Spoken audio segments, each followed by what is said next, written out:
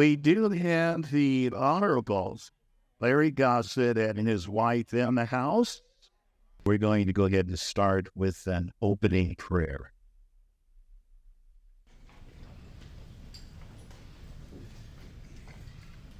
Our Father, which art in heaven, hallowed be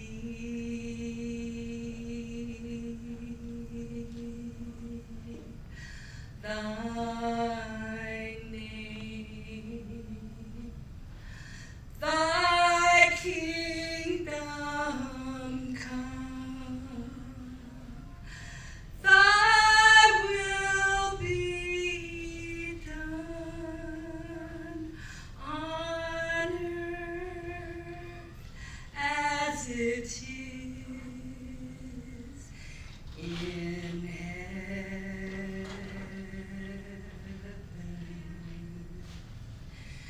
Give us this day our daily bread, and forgive us our debts as we forgive our debtors. And lead us not into temptation, but deliver us from evil. For thine is the kingdom and the power and the glory forever.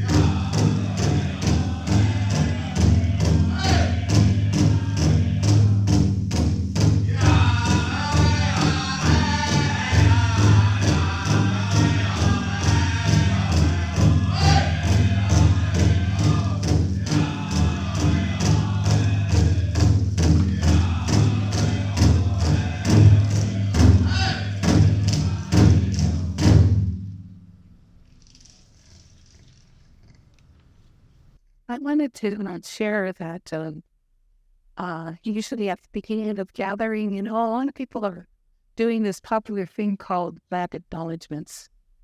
And this is my personal point of view as an Indigenous woman, that land acknowledgements really contribute to colonization and to white fragility, because it makes white people feel good, but it doesn't make Indian feel good.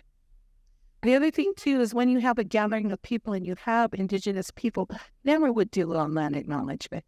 What we asked is you to find a person to offer a welcome. So I'm here to welcome everybody. But the other thing I wanted to say was recently I was listened to a talk by an Indigenous woman who has worked for more than 25 years with the United Nations and helped the passage of the Indigenous people's rights, human rights to the United Nations. And so I studied that. And it's more important for the people of the world to know that document because it gives the humanity that was stolen through colonization. And it reminds people and the Indigenous people that we're human beings with a right to our identity, our cultures, our nations, in the past, in the present, and in the future. So instead of a land acknowledgement, I want to do a welcome and ask all of you present to commit to upholding the rights of Indigenous people all along the world. So thank you for letting me share from my heart what I hope will help us build vibrant communities. Again, Larry has been serving for a long, long time. And this whole rush toward unity is so important that we kind of flip the script and go from I to we, so we can see the power in us working together. Ebony, are you ready? My name is Ebony Bell, and I had a few thoughts to share with you all today before we start the drumming. And these thoughts are about how do we build spiritual bonds of communion across communities and within communities. And the questions that begin this presentation come from a document that was released to the Baha'i world. And they're questions that come from the first page of that document. And I ask those questions so that we can, here today, think about how we're going to solve some of these problems. So the first question is, how do we forge enduring bonds of love which pulsated in the body of the contingent love? How do we succor and support one another, as well as our brothers and sisters in society at large, as we face challenges among the most daunting that the human family has ever had to face? How do we offer a challenge to the stale assumptions and prejudices of the age, and give stimulus to a process of unification which will continue indefinitely? This is the sort of groundwork that I want us to start thinking about building through community processes like the one we're engaged in today. I also had an answer that I hoped you guys would give me to these questions. Okay? Here's what I wanted you guys to say. These are excellent questions, Ebony. I am so glad that you asked them. I look forward to thinking about and coming up with spiritual solutions to all of these questions today and in the future, so that we can create new systems of behavior, new systems of thought, and new ways to live in harmony with nature and with one another. That's the answer I hope you guys are giving me now. Okay? This story comes from my friend Serena, and she sent it to me, and it stayed with me, and it haunted me a little bit, and so I thought I would share it with you today. Back during the War of 1812, the British and the Americans were at war, and there was a naval aspect to this war. And the American government told private citizens that if you capture British naval ships, you can have whatever is on board them. So many, many American privateers set out to try to capture British naval ships because they could have whatever was on board. Coal or liquor or munitions, anything on board you could have. You could make a lot of money that way. And a lot of people went into what we know as piracy. And it was legal because the government said, have it. Well, this man, black man, he's not named in this story. And the man here is not the man in the story. But this black man, he was on board a British ship and he was an American. And so he set fire to the ship in an attempt to sink it. And by the time the crew members became aware that this fire had been set, it had already spread below decks. And he set it at the dividing wall that was a storage room that contained liquor and gunpowder. Okay? And so when the crew found the fire, and they sent a crew member down to check, and they discovered what was happening. But the black man, he had an axe and a long knife and a cutlass, and he deeply wounded the crew member. And so the crew member had to retreat back upstairs to tell the crew what was happening. So that's what he did. He retreated back up the stairs. And the first lieutenant came down to check on this black man that was doing all this damage, and he wounded him too.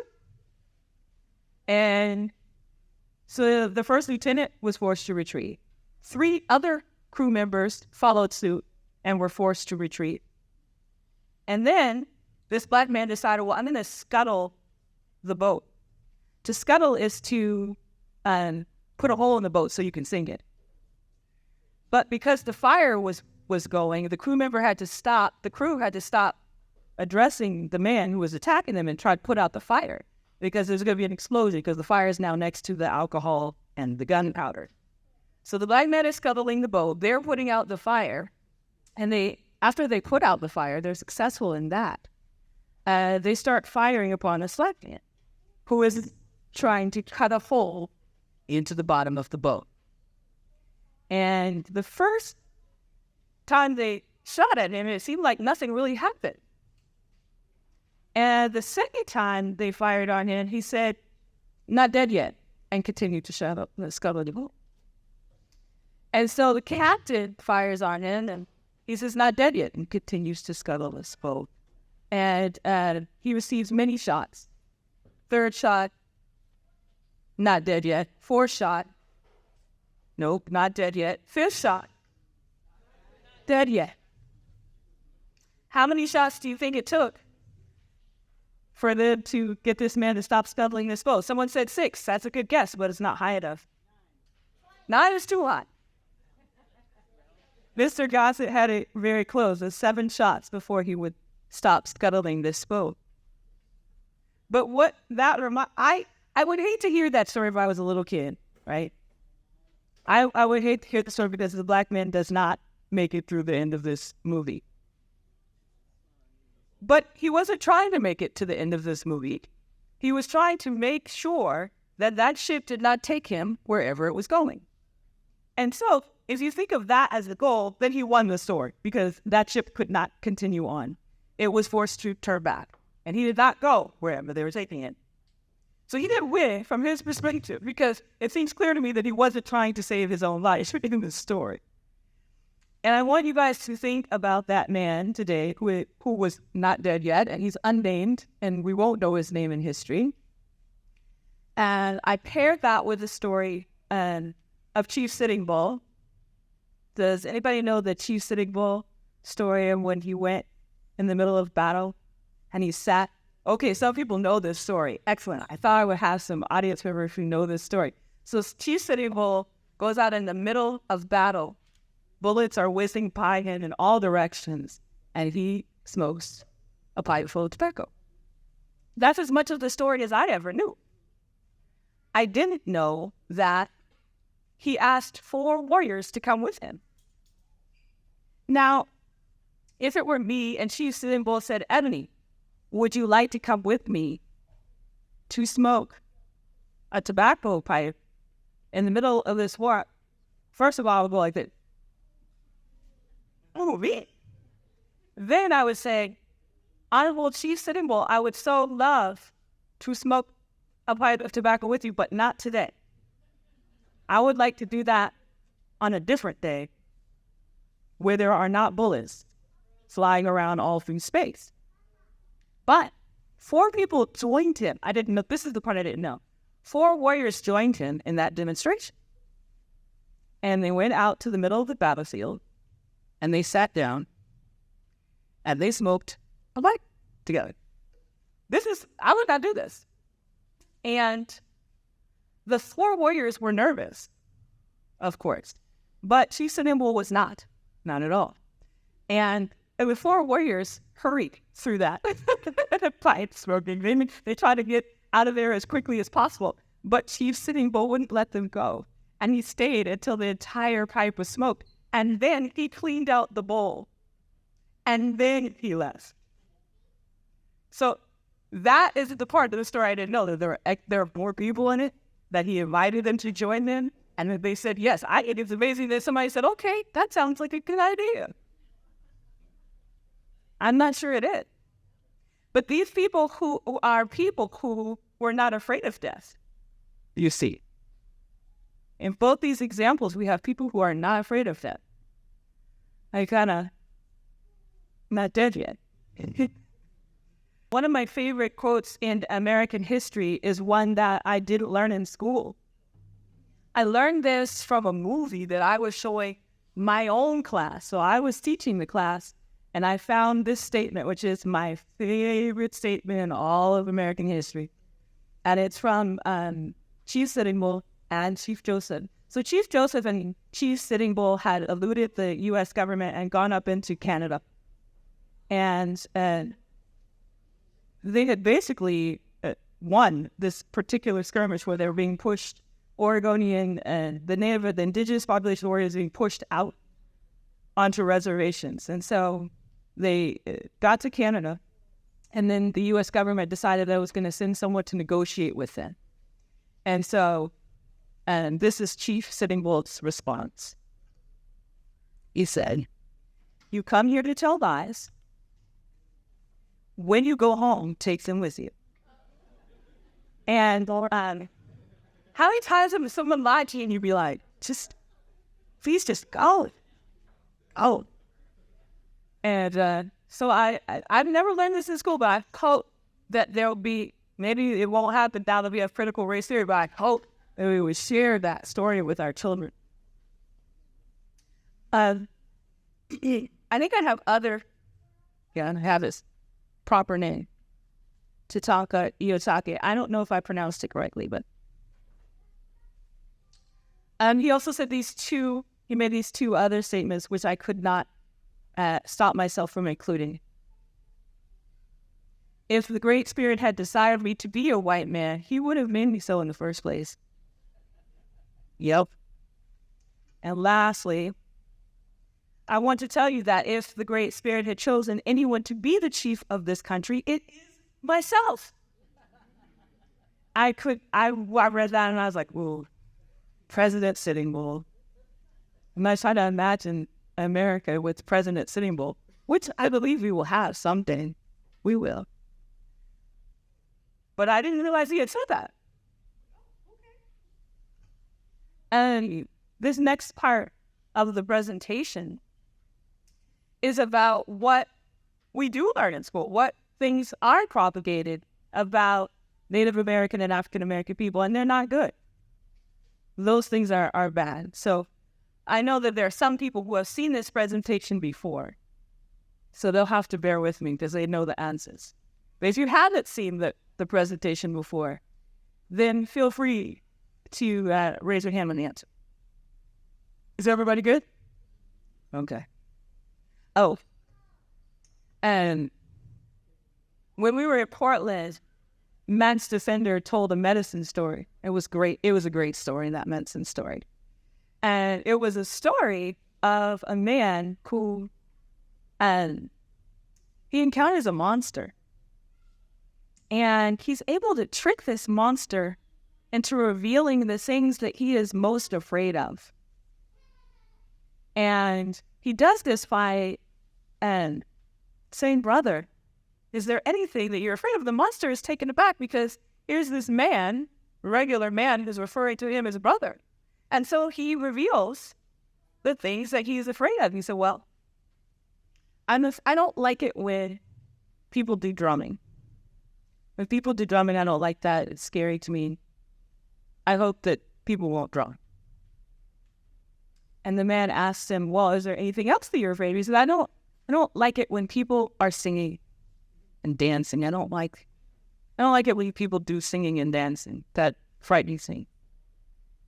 And the man once again asked him, is there anything else that you're afraid of? Because I don't like the whistle sound that people make in ceremony. I don't like that. And so, of course, the man runs back to his tribe to tell him all of the things that the monster said he was afraid of so they could do them, so they could keep the monster away. And I listened to this brilliant story, and I realized all of those things that the monster was afraid of are things that call upon the Holy Spirit. They're things that ask for the Holy Spirit to be present in our lives and to have divinity within our community. And those are the things that scare the monster away.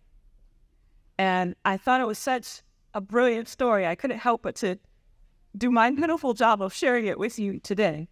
Max DeVender did a much better job, but I thought I would share that story and then also the quotes that I thought respond to that story. This one is from Kevin Love, who died last year, was it? And he's speaking to that same essence of that story. He says, the disconnect between ourselves and nature, we reverse that. We connect through music and through dance. And then my favorite author, he also made a statement that seems to respond to that story. He said, I'm terrified at the moral apathy, the death of the heart, which is happening in my country. These people have deluded themselves for so long that they really don't think I'm human. I base this on their conduct, not on what they said. And this means that they have become in themselves moral monsters. Early Native American contact with European society, there was a man named Ken Yarong, and he lived in Canada, and he interacted with the French, and he was unimpressed with the French. And this is what he says.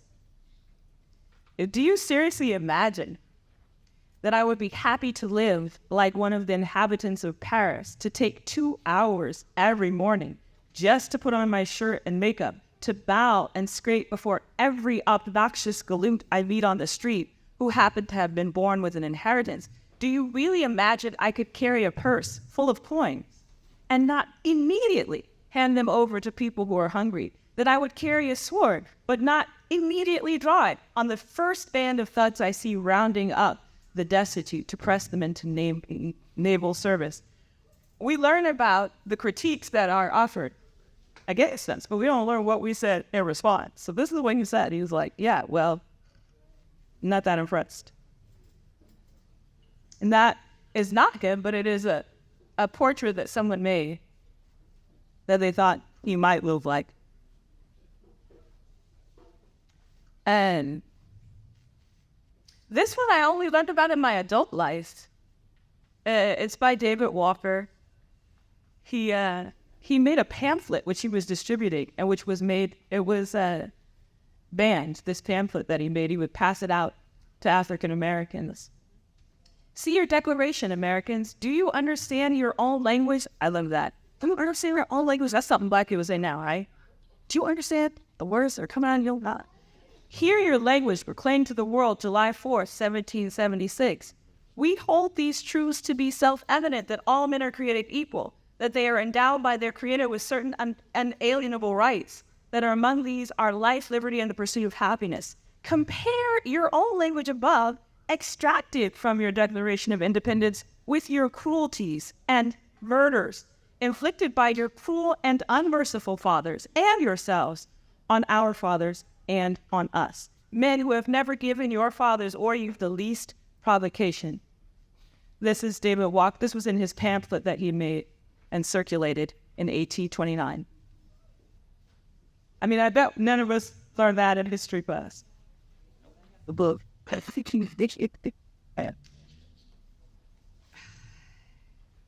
I'm going to skip this one, even though it hurts me to do so. It was Frederick Douglass. This is Candiarank again. I have spent 6 years reflecting on the state of European society, and I still can't think of a single way they act that's not inhuman. And I genuinely think that this can only be the case as long as you stick to your distinctions of mine and thine. I affirm that what you call money is the devil of devils, the tyrant of the French, the source of all evils, the bane of souls and slaughterhouse of the living. To imagine one could live in the country of money and preserve one's soul is like imagining one could preserve one's life at the bottom of a lake. Money is the father of luxury, lasciviousness, intrigues, trickery, lies, betrayal, insincerity, of all the world's worst behavior. What does the Baha'i Faith say about these two communities? In the light of divine guidance, if the light of divine guidance enters properly into the lives of the Indians, it will be found that they will arise with great power and will become an example of spirituality and culture to all the people in all these countries in the world.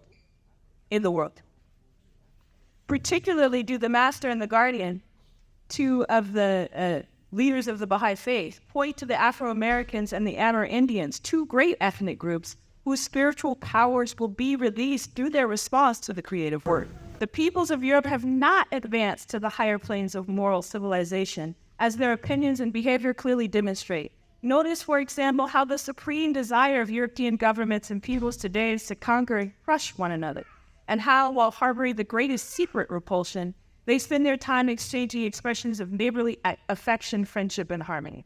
It is a great mistake to believe that because people are illiterate or live primitive lives, that they are lacking in either intelligence or sensibility. On the contrary, they may well look on us with the evils of our civilization, with its moral corruption, its ruinous wars, its hypocrisy and conceit, as people who merit watching with both suspicion and contempt. And you'll remember Candiarank was contemptuous. The Universal House of Justice is deeply concerned about the welfare of Indian people of America and yearns to see them take their rightful place as a significant element in the spiritualization of humanity, the construction of a unified world, and the establishment of a global civilization. And lastly, this statement from Abdul Baha. Baha'u'llah once compared the colored people to the black pupil of the eye, surrounded by the white. In this black pupil, you see the reflection of that which is before it. And through it, the light of the Spirit shines forth. And lastly, let us put our minds together and see what life we can make for our children. And that was Chief Sitting Bull again. And then later, by the conclusion of the new series of plans recently begun, the Baha'i community will need to have acquired capacities that can scarcely be glimpsed at present. I hope we will build those capacities here this afternoon. Thank you, everyone.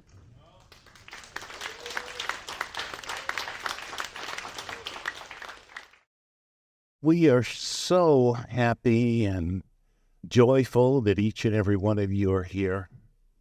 This is a very special event for many of us, and for me particularly it's very special. I've been watching the Honorable Larry Gossett since I was a kid. Larry Gossett was actively involved with the University of Washington Black Student Union during the late 60s. Larry Gossett, he's best known for his tenure as a King County Council member, a position he held for over 25 years. The Honorable Larry Gossett was a key member of the Gang of Four, a group of 4 leaders in Seattle who advocated for civil rights and social justice in the 60s and the 70s, long before many of you were born. The Gang of Four consisted of Roberto Maesta, founder of El Centro de la Raza, Bernie Whitebear of the Seattle Indian Health Board, Bob Santos, a leader in the Asian community, and Larry Gossett, Executive Director of the Central Area Motivation Program.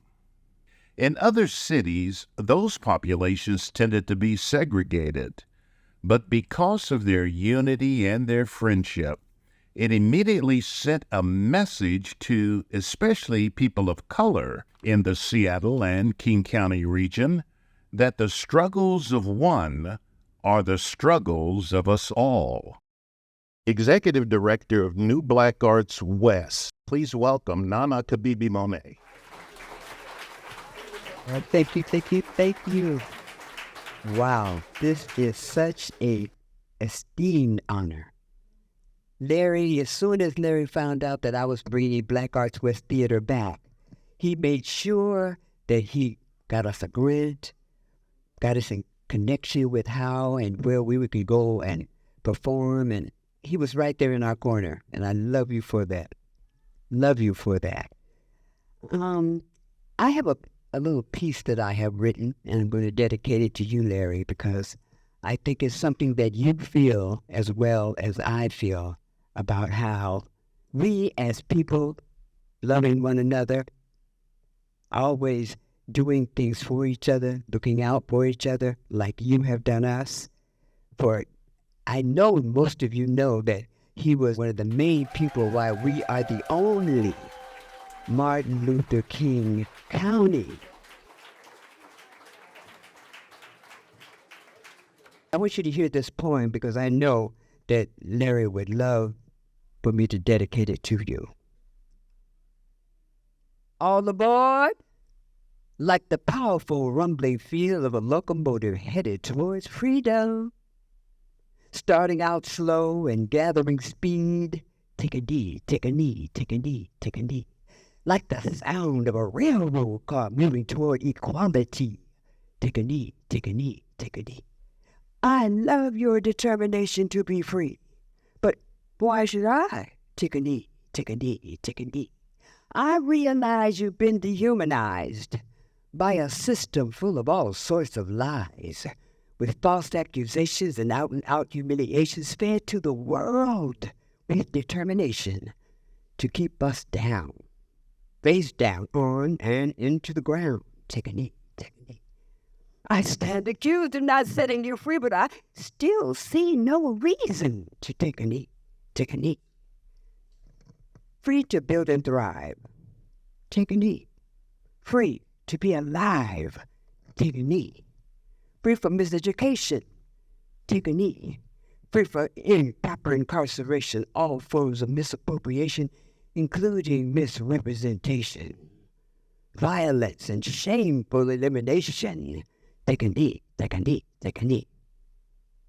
If you stand for peace, love, and harmony, take a knee. If you feel we should all be free of poverty, take a knee. If the murder of our children is wrong, if the killing of black people should not go on, been done for far too long, take a knee, take a knee, take a knee, take a knee. Make things right and set yourself free with liberty and justice for all. And that is dedicated to you, Larry. Another round of applause for Kabibi Monet, please. I'd like to say never get up right after Kabibi speaks. Thank you so much, Kabibi. You've said it, yeah. Good to see you. Larry, good to see you too. Yeah. I was a staff member at Central Area Motivation Program, more than 25 years ago, since you've been a council member as long as 25. And so I don't know exactly what to say to you that hasn't been said or will be said. What I realized as I was hearing what others were saying about you is that camp really was a manifestation of all those things in one place. I believe Kabibi was saying You fought for people who you needed to be fought for. Well, walk into Central Area Motivation Program at that point, and there were a lot of people there who needed to be fought for. Every day, yeah. So camp addressed everything because it went all the way from basic needs. I loved home repair if you needed your house fixed. So really, it was like everything. I worked in the employment and training division. Of course, that was a piece of everyone's lives. And so I need to thank you for allowing me to be part of that experience. It's not an overstatement to say that working at camp for those few years really set my life on a path that may not have been as firmly set without being there. So that's what I have to say, Larry. Thank you. It was just good that you're here and that the folks who put this together realize there's a person here in our community that's well worth some attention, really. And thank you.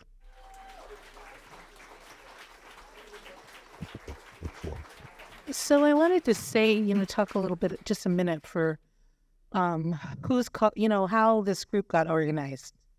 So we have a grassroots neighborhood organizations, and we call ourselves a nucleus. And so a nucleus from the Portland area to move the world, a nucleus from the Kitsap area called Humanity Illumined with Love, and then a nonprofit organization that our family runs called Ancient Cedars put the event together. And for 2 years, I looked to be in contact with Larry. And we went to Chinese food. Our favorite place is Tai Tung. There he was after 2 years.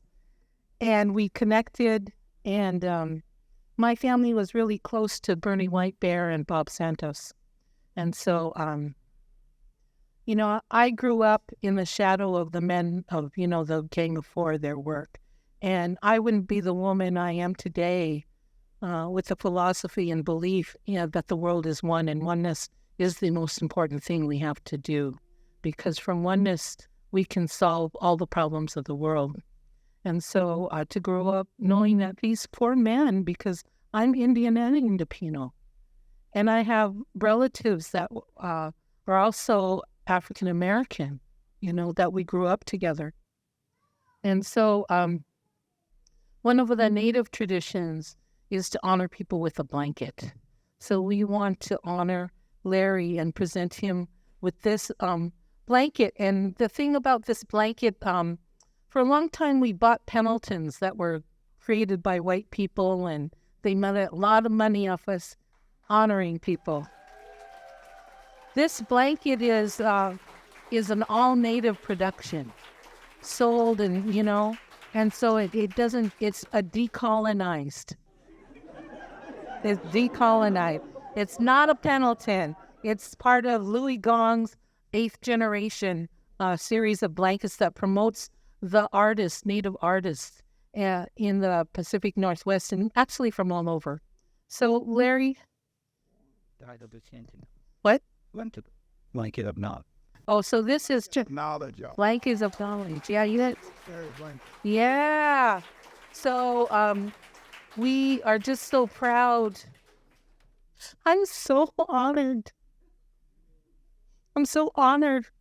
You have done so much for the people of color. Your work at the university and every place else and all the things, and your work on the commission, King County Commission and everything. And I remember when we were at Tai Tung, we talked about that I lived on 15th and Fur, and then 25th and Yesler, and then down in the Rainier Vista housing projects and stuff. And you talked about, going to Garfield. My dad graduated from Garfield, and, all of this. And so I feel just so happy to be here today and to see you receive this blanket of knowledge from these grassroots people. This isn't a top-down thing. This is everyday people coming together in the spirit of love and unity, and with honoring the Creator and following His divine will. This is an act of divine will that brought us together. And so I appreciate, your spirituality. And we have another gift. I want to give you a memento of the day's events based on the fact that you see these around the room, and so you now will have your own to remember what we did here today. So thank you so much for your contribution to the community and for the work that you've done over the years.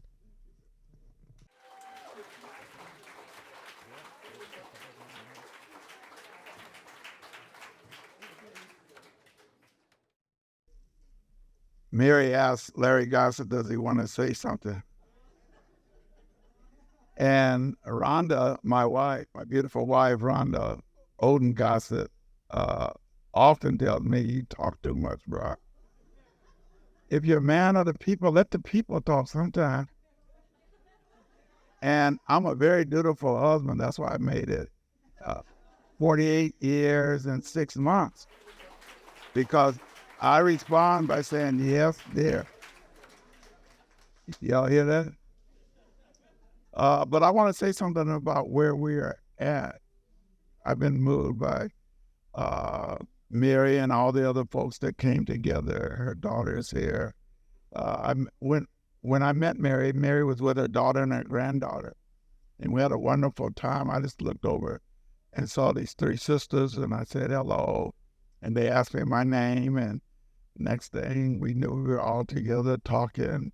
And I think we all were supposed to leave about 50 minutes before the time we left, but we stayed there almost another hour. And we did mention during that course El Centro de la Raza. And it's very important to me. This is Bob Santos and Roberto Maesta. Roberto was the first executive director here and is considered one of the founders.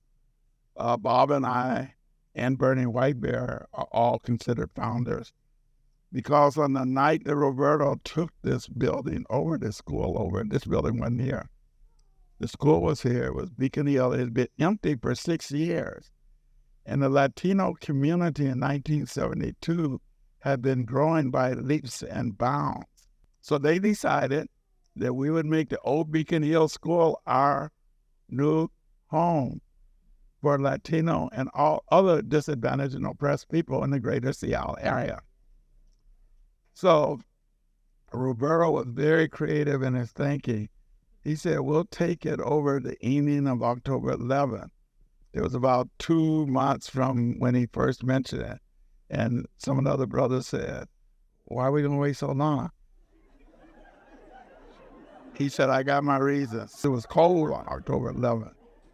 And if a building's been been closed for 6 years, there wasn't no heat in there. So we said, okay. But 120-some people showed up. I would say 60 or 70 of them were Latinos. 10, 15 were Native Americans. 10 or 12 were African Americans. About 15 were Asians from the international district that came up with Bob Santos. And 3 or 4 were white. It was multiracial from the get. This is an important point to make to y'all, men and women. You did. So we went in, and then and only then in the hallway, Roberto started laughing. He was happy. And he said, well, the reason we're here on the evening of October 11th is because tomorrow is Columbus Day, and I thought we should be able and willing to tell the police that we discovered this building. It's Dallas.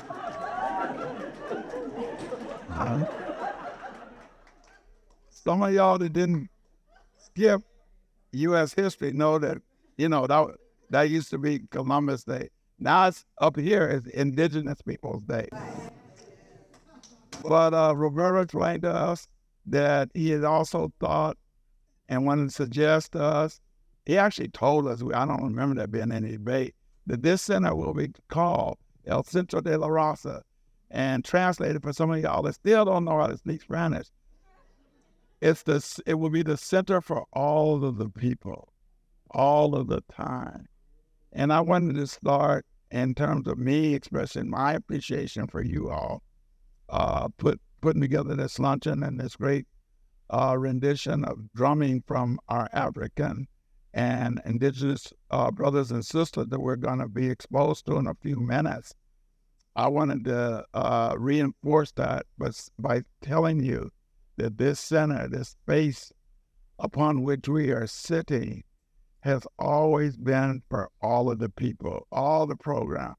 But about 1974, more and more, Paul and I never heard in 74, I never heard of no country called Samoa. Samoa, where Tonga, and these cats came up to El Centro in 74. They said, we just got here, we don't have any place to call.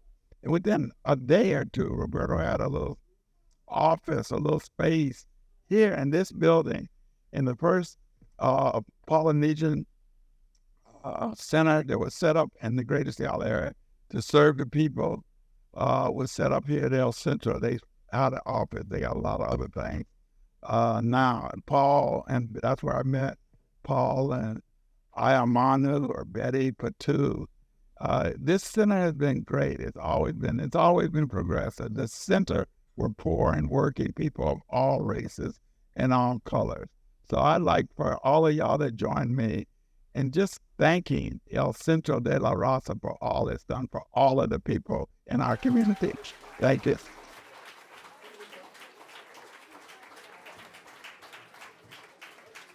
In 1980, Ronald Reagan won the presidency, and the first thing he did when he took office in January of 1981, he won the office in 1980, was he said, we do too much for poor people in this country. He ended the federal anti-poverty programs. And you heard Mary Ellen a little earlier. CAMP was the first anti-poverty agency funded west of the Mississippi. The people here, the progressive whites, the black ministers, they had it going on, and they put together a grant proposal in 1964, and they submitted it to the OEO office that had just been established, and we ended up being the first anti-poverty program to fight poverty in the predominantly African-American community of the central area. At that time, Martin Luther King had come in 1961, and he was brought here because Reverend McKinney told him that Seattle is now the fifth most segregated city in all of the land. And when Martin got here, he spoke to us. I was a sophomore at Garfield. I graduated from Franklin, but I went to Garfield as a sophomore. And he told us students that you're now the fifth most segregated city in the land because 88% of all black people, some because they wanted to live here, most because they had no other choice but to live in this neighborhood surrounding Garfield High School. 88% of all the blacks lived in the central area. And that's what makes you the fifth most segregated city in all the land. We got to do something to bring about open housing. In closing, thank you, Mary, and all of those who are responsible for putting this event together. Thank you very much. I really appreciate that you chose this time to honor me. Bye. Thank you. Ready for a speak? Asante. So, Asante. Asante. Asante. Mungu. Asante. Mungu. Asante. Mungu. Asante Mungu. Asante Mungu.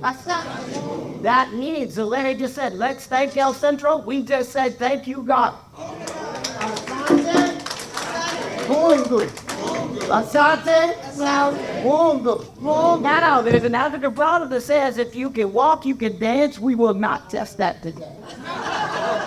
But there's another piece here that says, if you can talk, you can sing. Asante Mungu. Asante Mungu. Asante Mungu. Asante Mungu. Asante Mungu. Asante Mungu. Asante Mungu.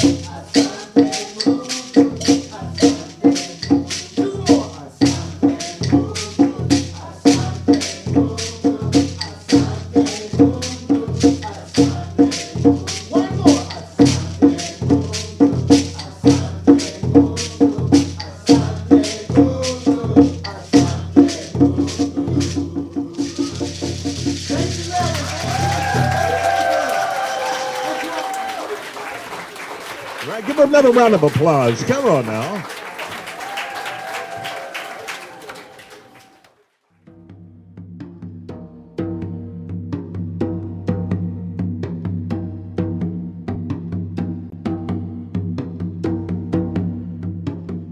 The drum has been at the heartbeat of community and civilization since the beginning of time. All cultures and peoples of the world come from an indigenous society who celebrated milestones and healed themselves through ceremony, song, and the heartbeat of the drum. When there is something important to discuss, the drum has always called the people to meet and consult at the heart of the village.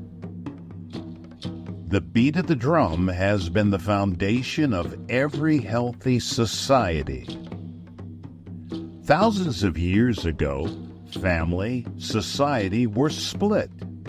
The drum was turned and used to make war and drove troops to conquer communities through force and left only tears in its path. Now we are asking the drum to bring the people back together, starting with Native and Black communities. The drum will call the people back to the heart of community, to the great remembrance of peace, love, and the spirit of fellowship and solidarity.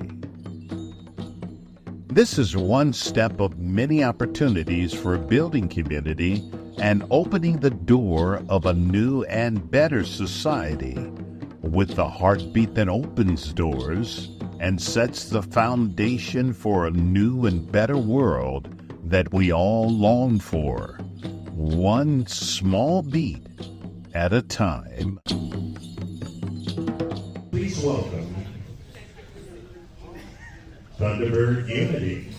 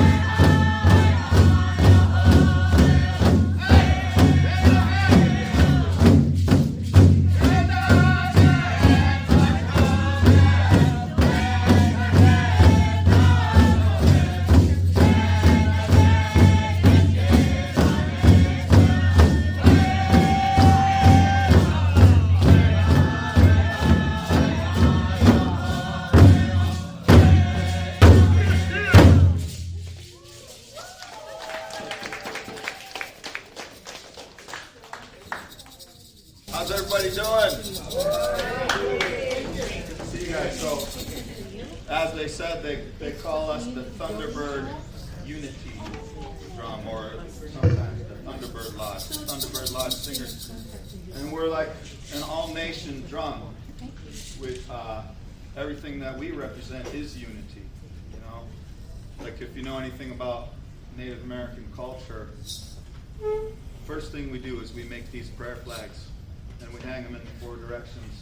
And those prayer flags represent the 4 races of man. And every time that we come together, thank you. Anytime that we come together, it is for unity, and that's the first thing that we think about. We think about, hey, I don't think this is, ooh, there it is. We'll try this. You got to start over. So, every time we come together, we are thinking about unity. And those 4 flags, like our Muslim here, this is our Grandpa Max. These songs that we sing, they come from his people. Our sister Noel and our little baby here, Anna McKee, they come from the Turtle Mountains, and these are their songs. And he tells us this story about how every race was given a flag and told to go to a certain direction.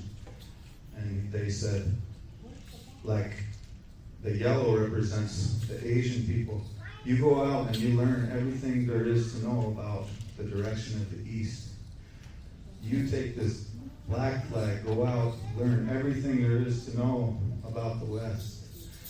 Take that white flag, go everything there is to know about the north. And then the red people to learn everything about the south. But we never came back together. And so that's what we're trying to do now. I have some Taino ancestry. My father's from the Caribbean. We had good relations with Columbus, sort of. But it's unique to me inside there because I have all of those races. If you know anything about Latin American culture, we have all those races inside of us. Okay. And this vision that Leonard has about this drum, already on the island, we do that. That's called bomba, the Hibaros, the Indigenous united with the African slaves, and they created their own songs, their own culture, their own ways of resistance. And that's going on today. Hello? Okay. Anyway, we don't have a lot of time. What we're doing here is we're going to do this native drumming, a couple more songs, then our African brothers and sisters are going to do their demonstration for us. And then after that, we're going to ask everybody to get together and grab a drum. If there's space, you can sit on the drum here. And then we'll all have unity and drum together. Okay?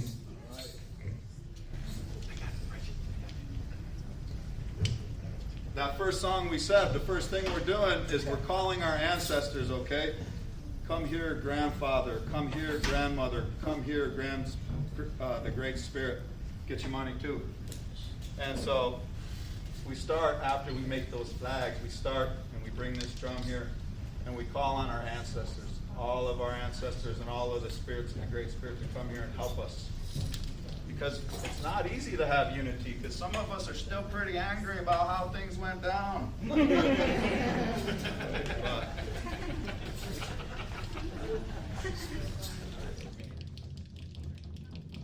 to sing this song that says, "Don't cry, because I'm always here with you." Part of healing through this is we got a lot of pain that we're trying to release. You know what I'm saying? And we have to remember that we have our ancestors here with us, and they're helping us every step of the way when we're trying to have this healing and move forward in unity.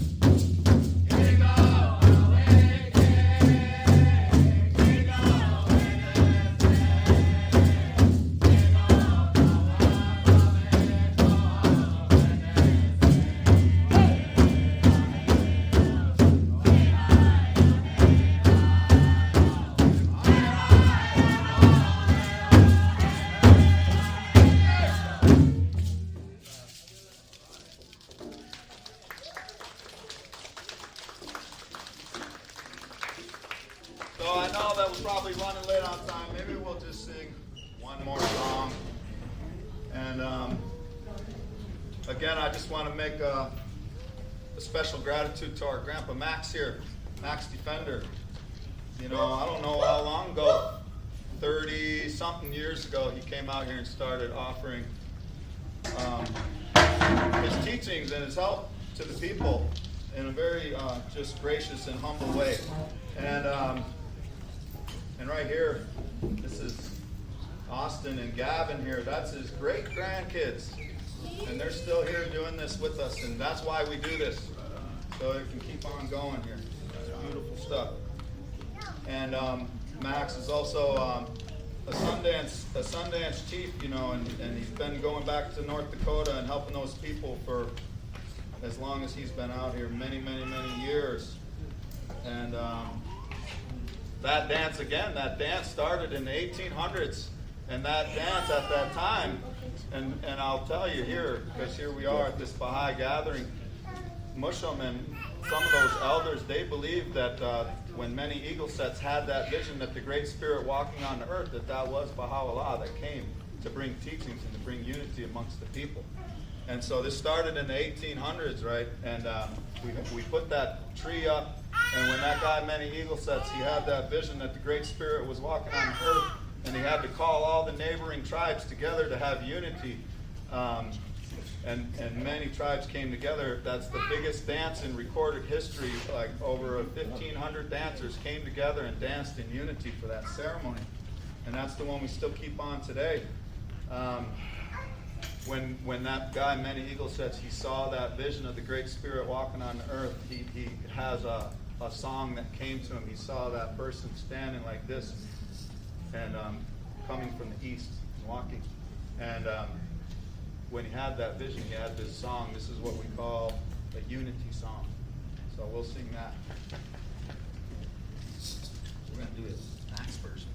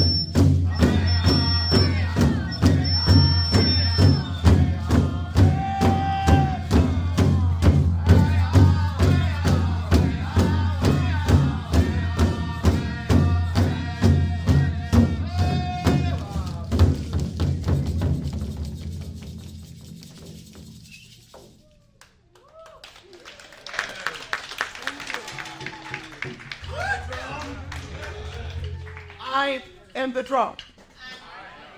You're the drum. We're the drum. I'm the drum. You're the drum. We're the drum. I'm the drum. You're the drum. We're the drum. We had a drum. More did that. I'm the drum. You're the drum. We're the drum.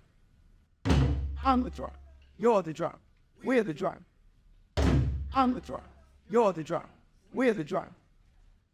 I'm the drum. You're the drum. We're the drum.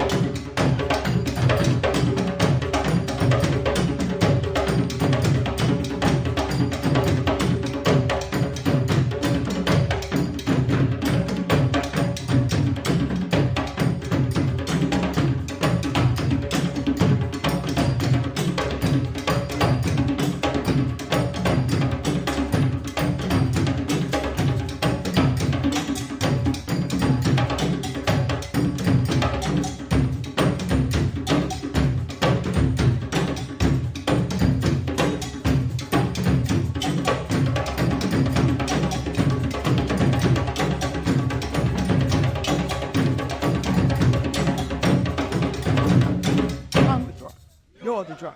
We're the drum. I'm the drum. You're the drum. We're the drum. I'm the drum. You're the drum. We're the drum. I'm the drum. You're the drum. We're the drum.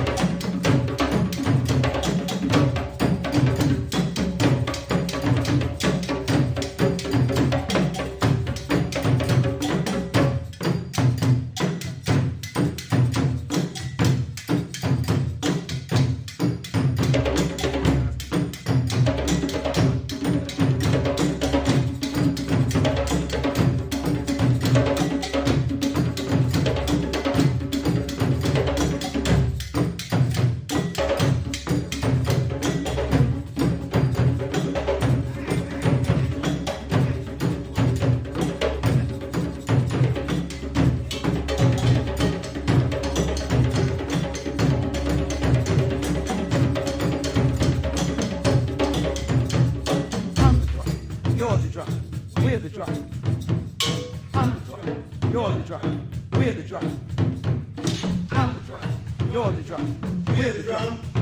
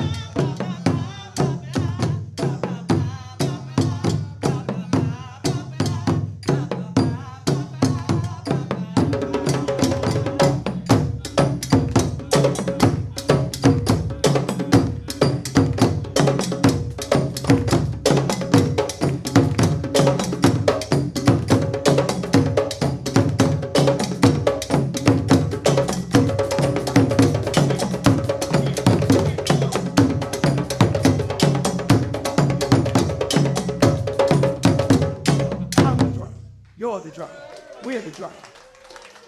I'm the drum. You're the drum. We're the drum. I'm the drum. You're the drum. We're the drum. I'm the drum. You're the drum. We're the drum. Down the wind. And now it's probably also.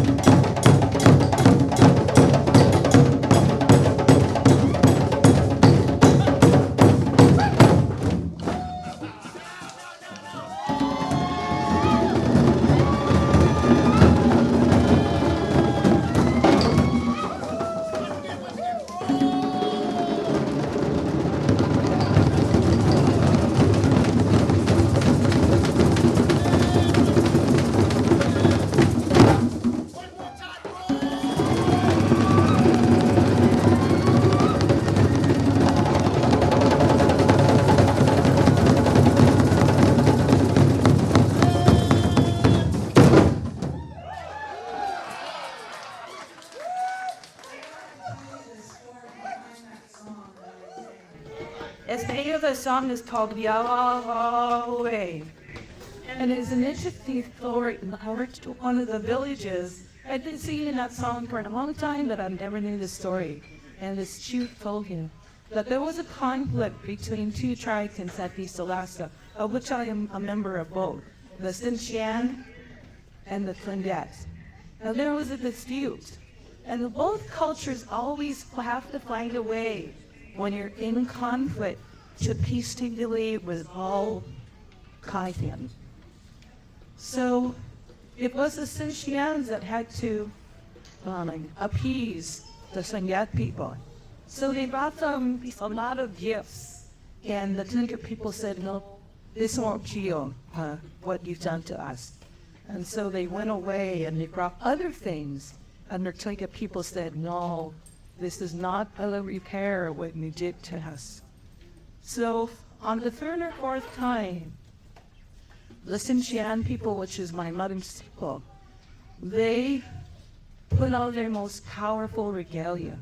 That looked pallid chiefs entered into that canoe. And they paddled